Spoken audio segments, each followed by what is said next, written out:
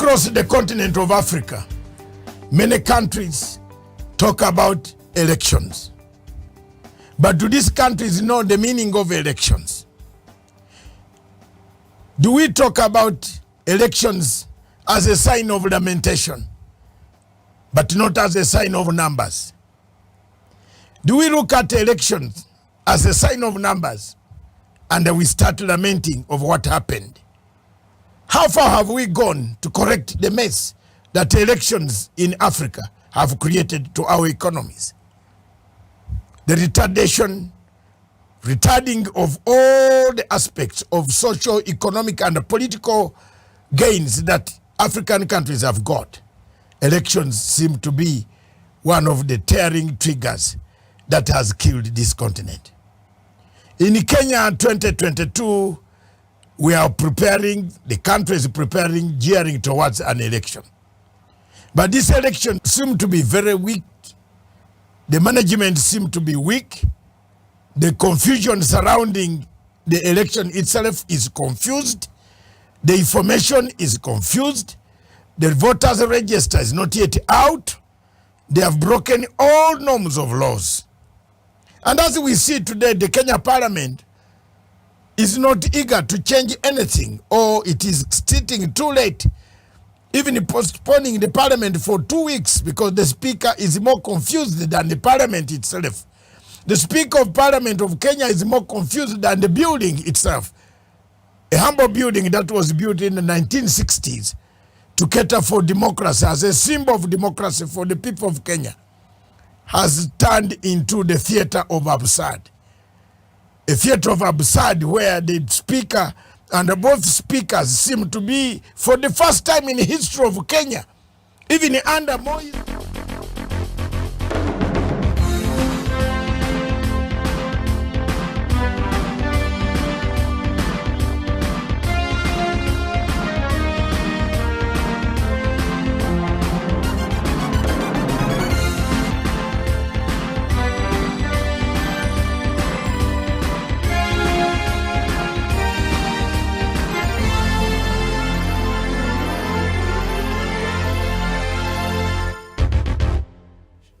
Good morning to you, and thank you so much for finding time to being with us today. The show is Good Morning Africa. My name is Miriam Ogutu, and it is a pleasure to have you on board. I trust that you had a wonderful weekend.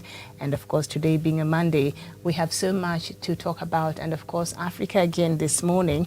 This morning, another attack happened in Nigeria yesterday at a church where over 25 people were killed and a scores of others abducted. So we shall look at that story later on. But right now, we'll start through the Kenya newspaper headlines and look at some of the stories and then go to our main topic. But before then, we are joined by Dr. David Matanga. Doctor, very good morning to you. Good morning, Miriam. Thank you very much for doing a great job in Nairobi, Kenya. Thank you very much. Good morning, viewers across the continent of Africa. Thank you very much, all of you, again, for watching and listening to our conversation and our discussing issues that concern Africa, elections in Kenya, nominations, and what shall we be doing today is rotation. Do you need a presidency to stay in 2 tribes? Can we use the model of Switzerland? Can we use the model of other tribes in Tanzania? It has gained stability not because the presidency has stayed in the biggest tribes of Tanzania. It has because each tribe in Tanzania seemed to be saying yes. Anybody from Sukuma, the Sukuma, the Wahehe, the Zanzibaris now, those on the island of Pemba and Zanzibar, the Chaga, yes, of the mountains of Moshi, Kilimanjaro, all of them, the Swahilis of the coast Morogoro,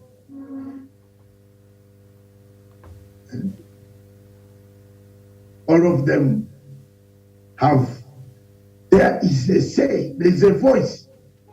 But in Kenya we have had the presidency sticking to two tribes. Is it the time now, this year, 22nd August, for it to spread? That's the topic for today. Miriam, good morning. Back to you in the studios in Nairobi. Thank you very much. Very well. Okay, I'll take us through quickly the headlines this morning. We start with the Daily Nation, and the main headline on the Daily Nation: race like no other. The political posturing between Ruto and Raila is a game of smoke and mirrors that pits claims of incumbency against two men whose past are poles apart. One was shaped by the Moi State House, while the other was detained by that regime. In this outsiders versus insider argument are flashes of revisionism that can't be ignored, writes Macharia Gaido. The story is on page 4 and 5. And Kenya Power runs out of transformers. Kenyans face dark days ahead. In the middle of a messy boardroom war, the utility firm cannot buy new equipment. The story is on the back page. Lusaka, my plans with Uhuru are strategic. The Senate Speaker on being torn between the president and his deputy and who carries the day. And then Kenya Railways on the spot for 1 billion Kenya shillings SGR payments.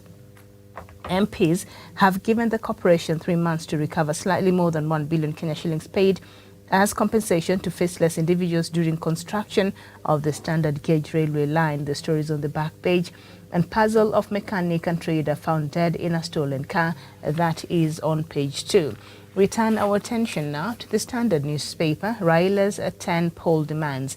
Azimio presidential candidate gets the nod to run for top seat, but with a tough call to the election agency to release all information on voter register and put in place tamper-proof results transmission system to safeguard integrity of the elections. The story is on page 4, 5, 6, and 8. Ruto team to pick popular candidates. Kenya Kwanza opts for consensus in selecting popular candidates from coalition parties to stem internal rivalry. The story is on page 10. Man on verge of inheriting second political seat. The story is on page 3. And Kipruto Kirwa, why I left UDA for Azimio. Former minister says deputy president is micromanaging his party, leaving many in the dark on how decisions are made. But UDA Secretary General dismisses Kirwa for not raising the matter.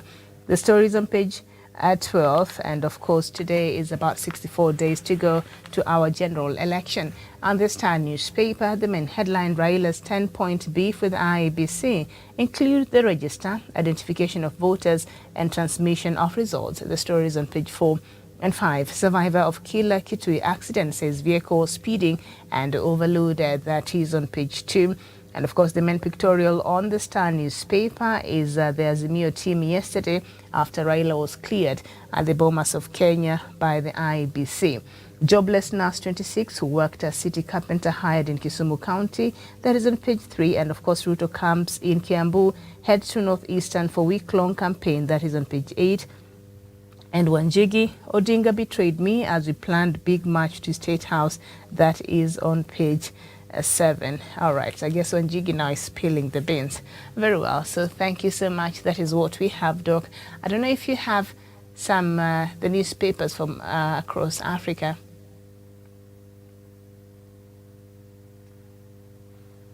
I do, Miriam. Okay, go ahead. I do, and let me go ahead with international news that I can pick from my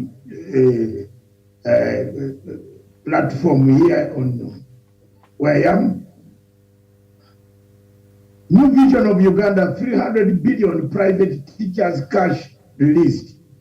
In Uganda, Katumba holds Thanksgiving ceremony. I don't know what for. Thanksgiving Katumba for having survived an assassination attempt which killed the daughter and oh, that is the person. Yeah, I remember that story. He survived? Yes. Yeah. That is the person, the medium. He survived an assassination attempt. The daughter was killed and the driver, they were killed. And then he did a Thanksgiving. You can imagine your daughter, you have struggled so hard, they came to kill the father, but then they killed the daughter. The Daily Nation of Uganda talks about Museveni order on land evictions gets backlash. that is in Uganda. Land is very emotive everywhere in Kenya, in Uganda, in Zimbabwe, in South Africa. Land is emotive in Africa. One story that catches my eye is in the eastern province of Karamoja district. President Museveni is there right now, and they are commissioning LDUs, huge army around that region in Karamoja. So I don't know why at this time, but it is up to you, Miriam. You can find out, you are an expert on that, because there has been quite a lot of incidents around that place in Tanzania, in Uganda, where we have lost lives, cattle, livestock, guns, trotting guys, well-organized, well-trained. What are they being, what's the real game plan around that border of Western Kenya that goes up to Turkana? And then in Tanzania, the Guardian says decision backtracks. Not that one. This is the Guardian of Nigeria. APC backtracks on zoning as Buhari hosts party caucus. Also, there is chaos in Buhari's party of who should take over from Buhari. And because Buhari has not been in the presidency, it has been a ghost. You know, the office was eaten by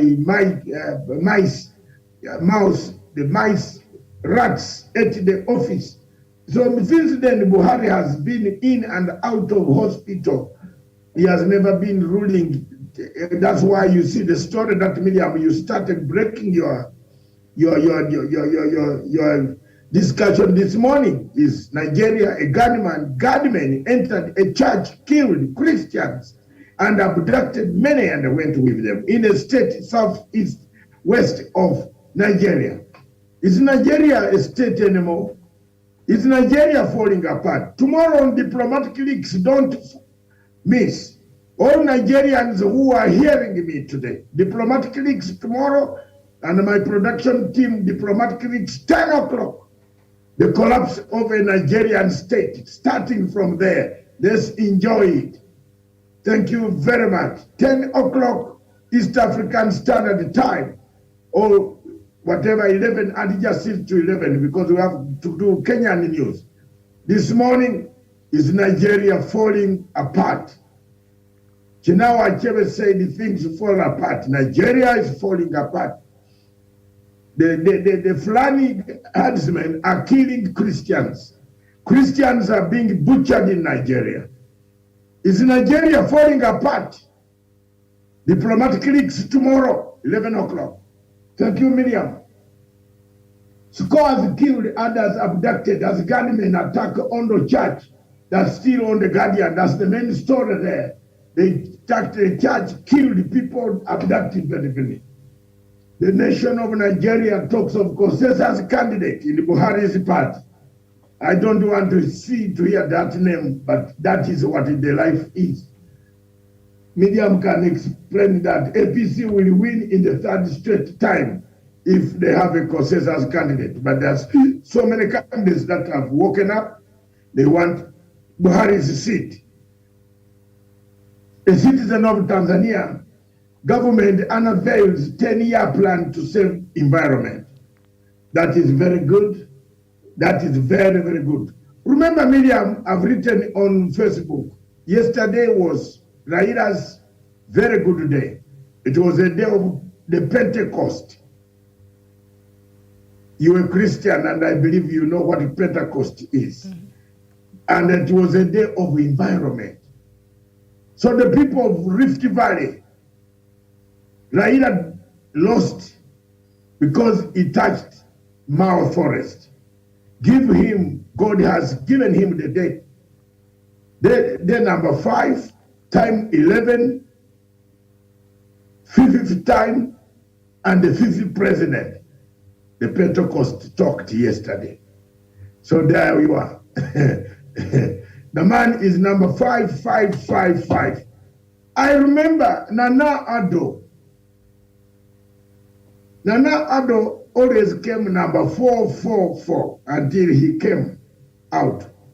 not number 4, he was going to be the Ghana's this, that, fourth, that, this. Allah, things changed. And Nana Addo struck the real thing. Raila Odinga's vote is not misplaced. Raila Odinga's vote is real. You have hope in that direction of governance. Sober minds are on this side. Radical minds that want to kill people, that want to deport people, that want to uproot people, that want to even confess that they can do some things worse if the elections are not held in a very bad, in a good way, are on the side of UDA. You can see what Ruto is telling people, nobody can steal my vote. But you are not, who says that your vote is going to be stolen? You are creating anxiety so that people think you are macho, but you are not. Now you are being left with 10 bodyguards, 2 at your house, 2 at your home, 2 with you in the car, 2 with your property if you have. Like him who has big property, he has to pay extra security. So the government should also check on his farms, because there have been so many white people on Ruto's farms who are guarding the farm. Who are they? Where did they come? Where are their pass? Where are their certificates or permits to be in this country, Kenya?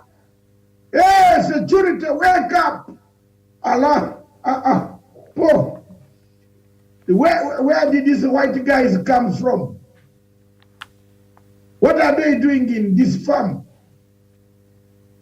What are they doing in Singoi farm, in the chicken? The chicken, we have veterinary doctors here, chicken doctors, who can check. Are these Russians doctors, Ukrainians doctors? What are they? Are they experts of poisoning people? There's a problem here, and we have to say it. We are watching proxy wars. Media might predicted a proxy war in East Africa. And don't tell me today you haven't seen it. Haven't you seen it? 3 years ago, I was telling people, 6 years ago, I was telling people there will be a proxy war in East Africa. It is a big one.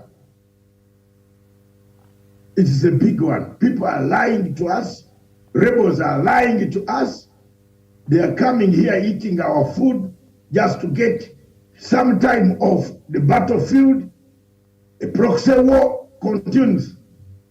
There's nothing like a peace here. You are not good. If a person does not tell you where he's getting the guns, why do you bring him on the table? Media, that's it. We shall have time to discuss, but time and time, these are newspapers, they provoke our sentiments. And therefore, for me, government unveiled 10-year plan to save the environment, Raila Odinga. Yesterday, that day was his day of environment because he touched Mau. Tanzania is doing very well on environment. United Kingdom faces 8 million fine claim in Tanzanian bribery case. You remember that bribery case of Tanzania, you have details. You can see it there.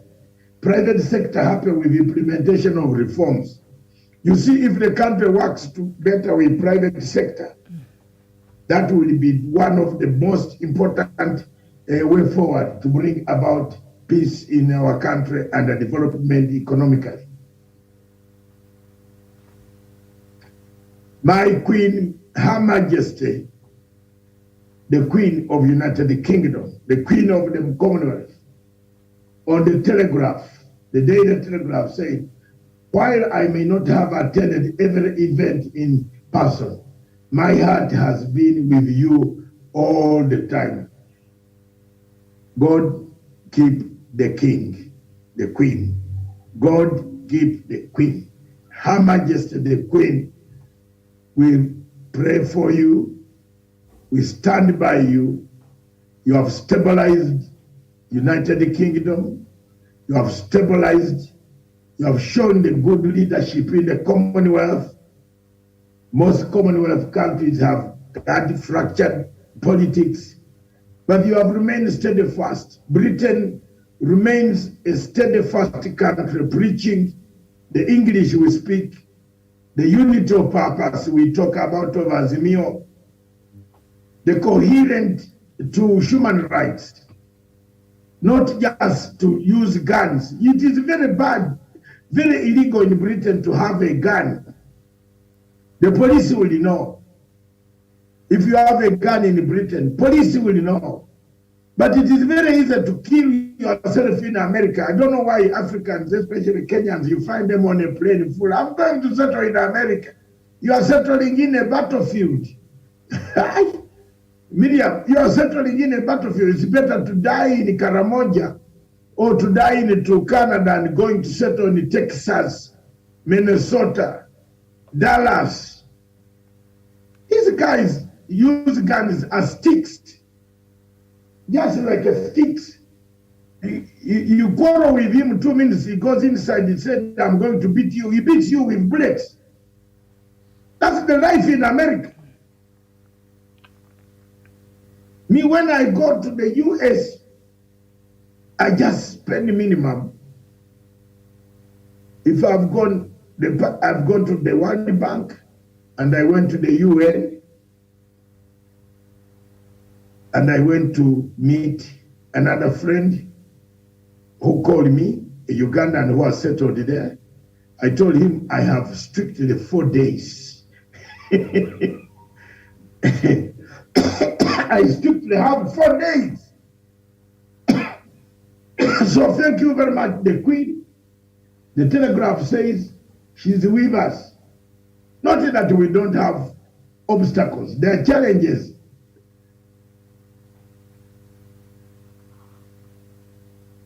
Like changing prime minister, we might be on the way changing a new prime minister. Johnson allies accept vote of no confidence in the prime minister is close. Very close. We might have a new prime minister, but most likely a lady from Uganda. My sister, the Minister of Home Affairs, who was born by the grandfather called Hussein, who employed us, who employed my grandfather and created a township called Bududa. So we might have a prime minister. Yes, yes. The father used to go to school with me, Hussein his son, the same school. So let's go. Miriam, we are heading there. You never know. Today I am very happy. Very soon my sister from another mother in my sub-county might become the British Prime Minister. She's touted for tough woman. Patel. Hey, the daughter of Hussein, granddaughter of Hussein, who built Bududa Township. The house is still there, next to my father's shop. Yes, our shops are there. When they took over and they went, I didn't know they could produce a Patel in the United Kingdom. Today, she is the Minister for Home Affairs. Miriam, if she says go away, you go. If she says go to Rwanda, you go. Life is very, very difficult. So don't underrate people. Kagame was driving a taxi in town here, and I believe he has left some products around Kenya here. Yes, which I cannot say here on television. Yes, he was here. He was driving a taxi. People laughed at him. People even lent him money. People did what? So many things, Miriam, they do happen when you are. You see, when one of the things you Kenyans should always fight for is never to lose your country. Don't ever become a refugee. I just want to tell you this today, Miriam. However bad your country is, thank Uhuru Kenyatta for creating what we can see You can drive on your motorway express, but you cannot drive on your motorway when you are very far away, like some of us, when you lose a country. Even when you do a good thing, you are told you are a foreigner. Whether you are in Britain, whether you are in America, an American will reach a point to say, but who, you talk about this, what about your country? Is shit, you know? So never, never, never lose your country. I tell you, younger people listening to me, you better maintain your country as it is. However bad the democracy is, nurture it. Don't ever lose your country. Some of us have lost our countries, but you never rule out that one day, even if it is not us, an offspring of us could be the leader. You don't rule out. Hussein is dead, but the father of Patel is present.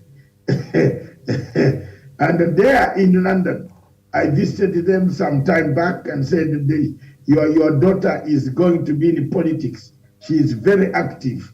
She won a constituency in very deep areas of the English countryside. I've been to their home, and she could become the Prime Minister of Britain. What do you think Matanga should do now? I should prepare. There is no bribery, there is no nepotism. So you go by merit, Miriam. You not say because you are this, come. You know? The father came from Uganda with a background from our country. My district, my home. So when you look at those, accept that there will be a vote of no confidence, the British Prime Minister could land into very serious chaos.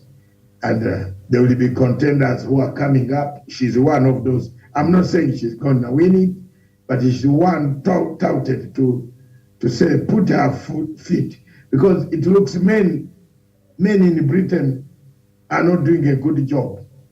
You remember Theresa May? Theresa May was a prime minister. She put her feet, very radical. She was a home secretary like Patel. And she put her feet. She removed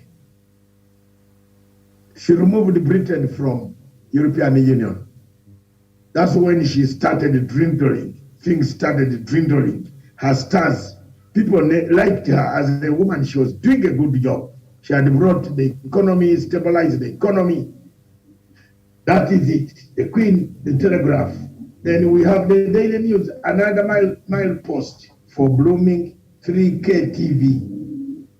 As a station celebrates 100 days of live broadcasting in Zimbabwe, a new television has been brought up. 3K TV is an opposition television, and it is doing very well. That's the Daily News. President Mnangagwa distributes food as hunger threatens Zimbabweans. Zimbabwe used to be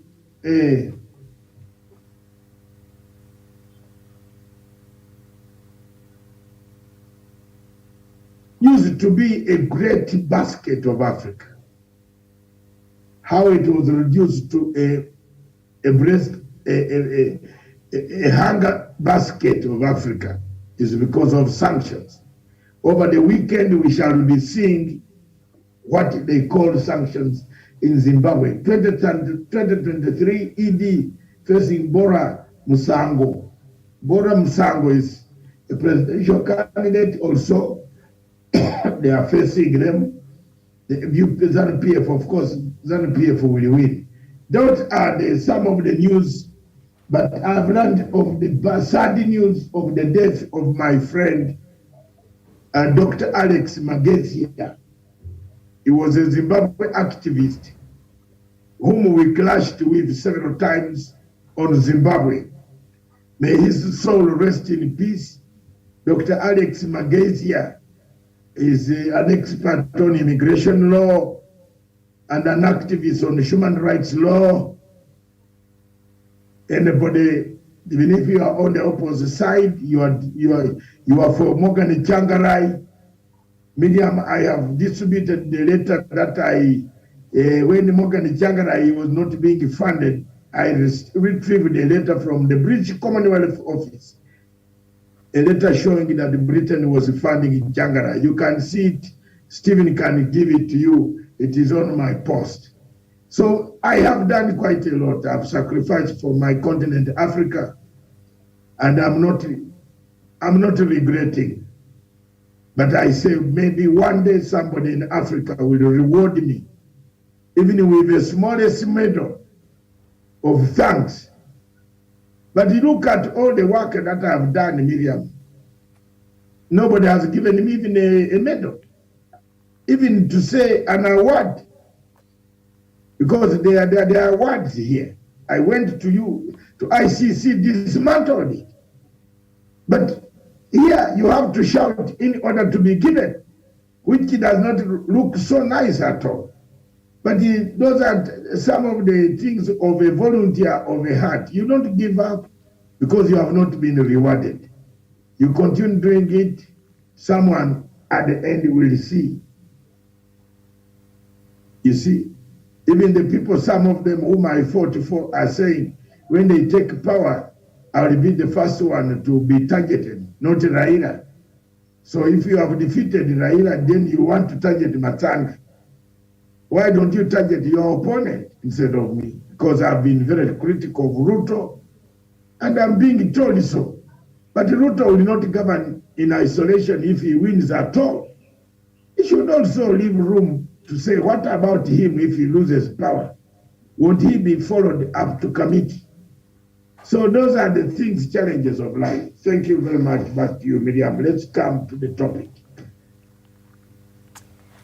All right. Thank you for that. A lot is also happening, across the world. And indeed, the Queen was celebrating her Platinum Jubilee.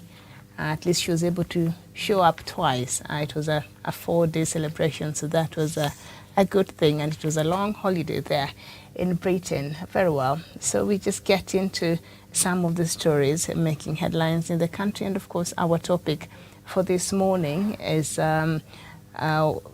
let me just get the exact, because time has really gone. So let me just get the exact topic this morning. It is time for the Kenyan presidency to rotate. Yes, indeed. And I think, Doctor, you already started earlier there in the conversation. You had already started with the topic this morning, as we know that Kenya has had, the leadership of this country. We've had 4 presidents, and all of them, all 4 are from 2 tribes. So perhaps it is a feeling of majority of Kenyans that maybe it's about time we see, even as we nurture our democracy and in the interest of inclusivity, that you're able to make sure that everybody is brought on board. Doc, if you're able to do that, will this perhaps solve the issue of inclusivity that has been a real problem in this country? Yes. Yes, Miriam. Yes and no. But yes is more, is 90%. One of the problems that Kenya faces is to have presidents stuck in 2 tribes. Moi ruled for 24 years. A combination of Mzee Jomo Kenyatta, Mwai Kibaki, 10 years for my good Pan-African friend, 10 years for Kibaki, 20, and from 1963 to 1978. How many years are those? Almost 15? Are they 15 or 19 years? More so. No, let's see. To 63, 7, then 70, 78, 15 years. About 15 years. 15 years plus 20 years comes to 25. Moi ruled for equivalent of 2 presidents from Kikuyu land. So time has come now. Moi's rule is double the time. And let's be very honest. If you give the vote to Ruto, you are giving the vote back to the same tribe that has been there twice under Moi, because Moi did not recognize a term limit. There were no term limits. Term limits were introduced during Kibaki. 10 years you go, 10 you go. So let's go back. Why countries in Africa stabilize medium is because they have what we call rotational, quietly. Even when you look at Nigeria, let's do comparative politics. Nigeria is adopting the same style that we are talking about. People are saying, but for all these years since independence, the Fulani and the people from North have dominated the South. And that is why the country is falling to pieces. That's why you find Biafra demanding its own separate state to go away and never to be part and parcel of Nigeria. That's why you find the Yorubas want to have their own way. They have had enough. That's why you see Fulani herdsmen, armed men, coming to kill people in churches in the South. Do we wait for that to happen? That you want to hand over the presidency of Kenya again to another tribe, which the same tribe that has ruled for 24 years. So time the voters in Kenya, that's why I brought this topic this morning. The voters in Kenya should change tactics. The voters in Kenya should operate. They should know that this presidency should be smelled by a Somali. This presidency should be smelled by a Turkana. This presidency should be smelled by a Luo. This presidency should be smelled by the coast, Swahili man. Then there be somebody from the coast becoming the president of the Republic of Kenya. So when you are going to vote this year, be specific and look at the people who are presenting themselves. The choice is there. There's Wachikoya. Of course, top on the list, the two running men, Ruto is from the Rift Valley. That's the same place that has had the president. Even if you want to say you want to give them more, how much more do you want to give them? They should also allow some people to think for their regions. In fact, when you give somebody money, Miriam, I had an argument that if we had governors who were not from our region, not from your county, Rasanga should not be Luo. Governor Rasanga should be the governor of Mombasa.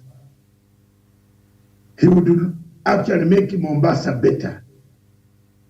And Joho should have been the governor of Siaya. We should have change this constitution in the future. You have now discovered and agreed with me, and you would agree with me up to Jerusalem, that the Constitution of the Republic of Kenya has a lot of lacuna. There are several lacunas. For example, you can't know if a deputy president one day would become a presidential candidate. Why didn't you put there the law? And we are being told here by a court. I was very happy yesterday when the returning of the Chebukati did not grant a court and a license to stand in an election that is spoiled. He killed this election.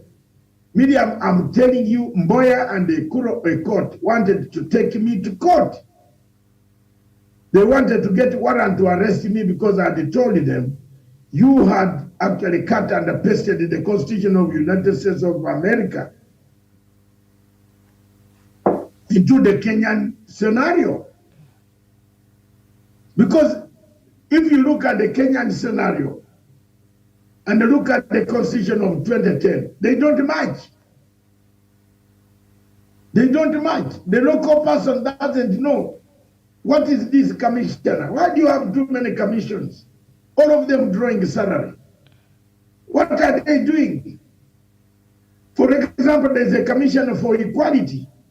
How much has it gone to create equality among Kenyans? But the Commission of Equality in America is got an office functional. Miriam, you take your complaints there and say, I have been marginalized. And they write a letter to stop that employee. You get my point? To stop that employee.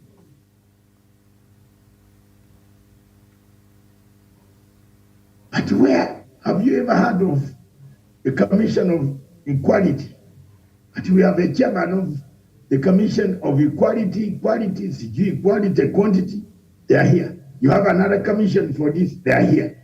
You have another commission for CRB. Is it CRB? Commissioner for Revenue, something, commission. All this. Yet you have a treasury. A treasury can have commissioner inside the treasury who can regulate the salaries. Remuneration commission. You have a person, a chairman is there.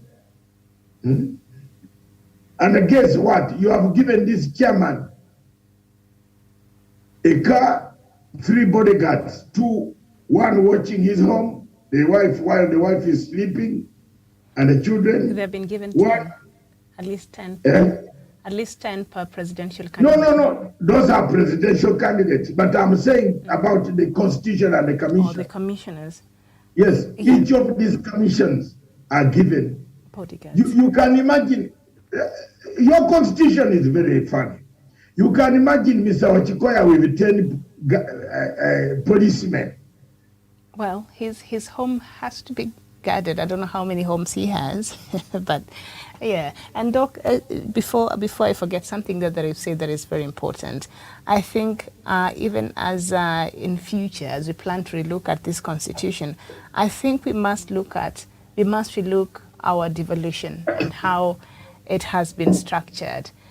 I know devolution was meant to really drive economic developments in the different small towns and villages and to minimize the rural-urban migration and just create opportunities, so that people don't have to be running to Nairobi with no jobs, and then we have, slums coming up every night and day.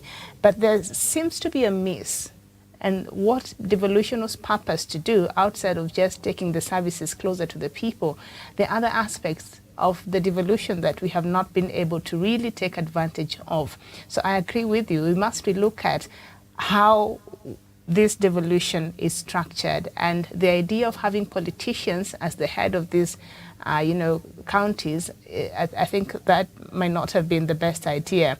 And also, when Kibaki came into office, remember the Vision 2030 that they crafted during the NAC government that Kibaki started, and President Uhuru Kenyatta is building on it, continuing also with other projects that is brought on board, and the next president will continue, because this is a blueprint that we created as a country. So I'm thinking even in the counties, maybe there should be a committee from the different sub-counties, or I don't know what you call them, locations or something. We have leaders from these locations, or the elders, because we still have the wazees that had, different villages and all that, so that they come together from a specific maybe constituency, and then they decide these are the the initiatives that we would want, for these maybe 5 years, we would want to achieve as this constituency, and then it's taken in as a county, so that they prioritize when it comes to matters development, so that they know, even if somebody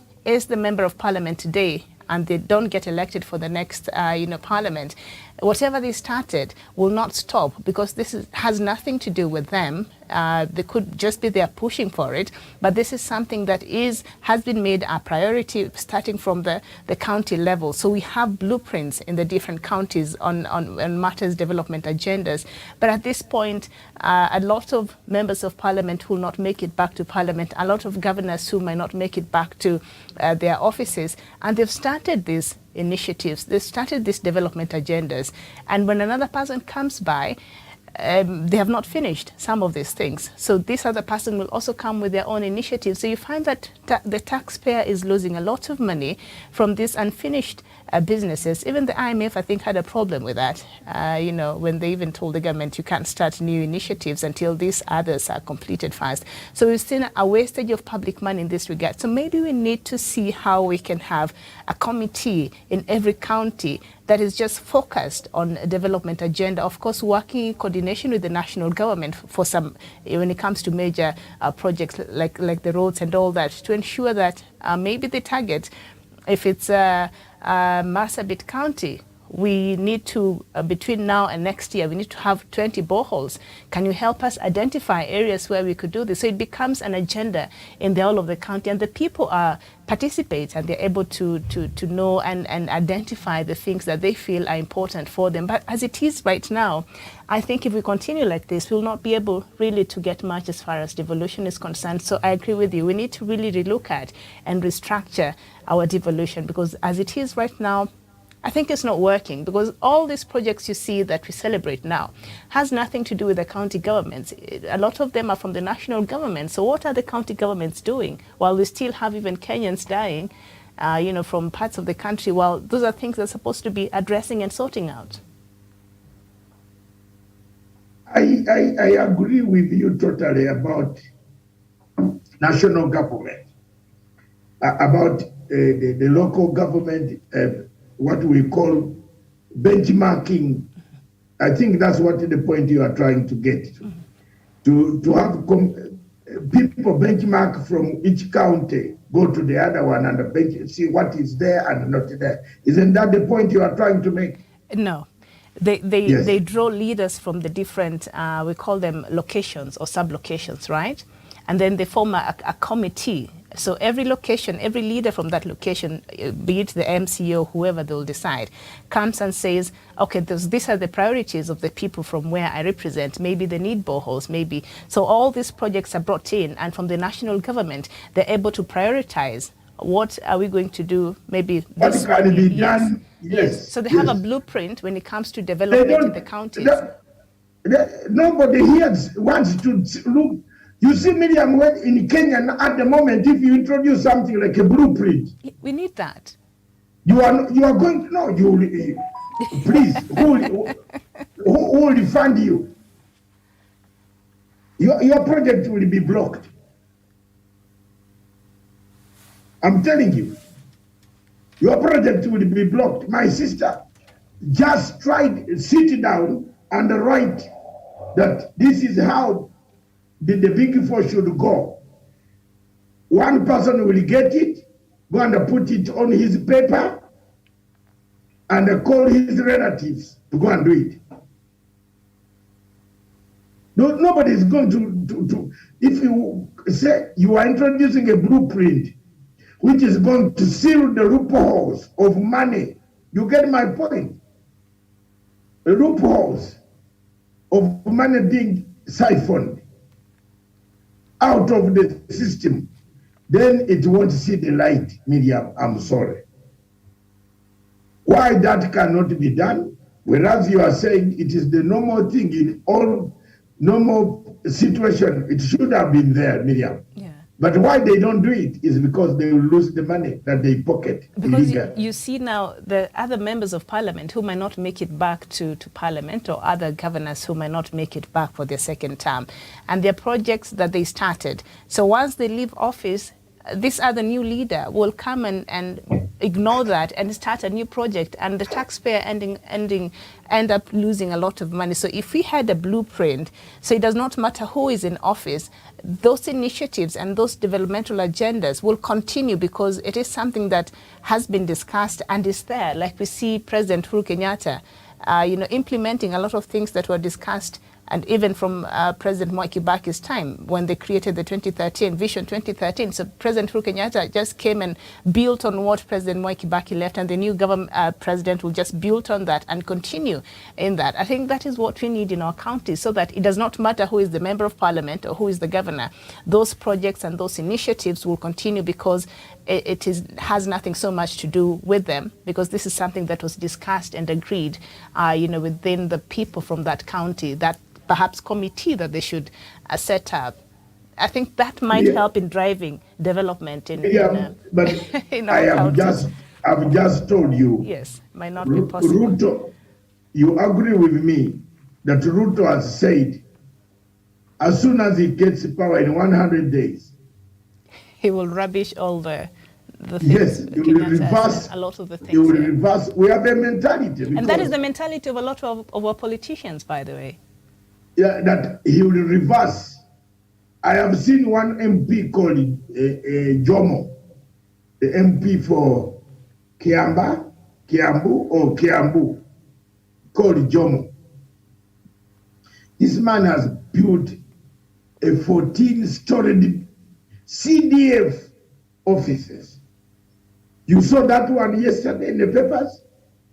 14-story CDF in a place where you never expected a storage building, which takes all the services, social services, probation services, water, voters register, MP's office. Have you seen that? Is that not very good? What you are saying is a very good thing. That's why you need rotational presidency, that the people can learn. This Jomo has learned something. He's the only man who has built such a big office, a storied building, 14-storied building in Kiambu constituency, taking the services near to the people. Huduma Center is there. You go floor number 1, there's Huduma. You go floor, there's post office. You go floor number 3, there's ministry. All ministries, they have a docket, someone you want and you employ. In doing so, you have now created employment to the constituents. The younger, sharp people like you will go now be the ICT information media to give out outlets, leaflets, what the government is doing at a higher level. CDF money could have been used very effectively that way. Now, if you want services in Kiambu constituency, where Jomo is, you go to one building. They refer you to that. They say, where's your license? Driving license. Huduma Center is there. Efficiency. Go to Huduma Center. Where can you pay your KRA? Is there. Go up there. That is what we call leadership. And that type of leadership is lacking amongst our people. Many of I submit, we have a problem as Africans. And as you will see in the second part, the principles of African politics, you will not believe it. A man is taking over power from his friend. In Britain, Prime Minister Johnson might leave office, but the person coming in will want to know, I will start where Johnson left. The only thing that he will change is the mode of doing the way things should approach. But the policy, Miriam, the policy remains the same. The policy on NHS is the same. The policy on immigration could be valid. The policy on employment remains the same. Fundamentally, in Britain, if you are not working, you have lost your job, what do? You sit down, there is a form, a long form like this medium, and you feel why you lost your job. And then the commissioner, the man, the woman or man who is behind the desk will ask you questions. You have not filled this part, this part. So they take this form, check on your data, what you are working, what we are getting, they calculate, they send you an employment benefit. Are you hearing me? Here of a country that pays an employment benefit in Africa, where is it? That you are not employed, but you are paid an employment benefit. It is called an employment benefit. Like that. Isn't it that just a miracle? That's an employment benefit. And they give you conditions why you are receiving that unemployment, why you are receiving that unemployment benefit is medium. You have to show them that on Monday, you went for an interview in a factory X. On Tuesday, you went to a city mortuary to be a cleaner outside. On Thursday, you went to Camden town, like a Mr. Ochikoya, and you wanted to dig a grave, but you found the places were full.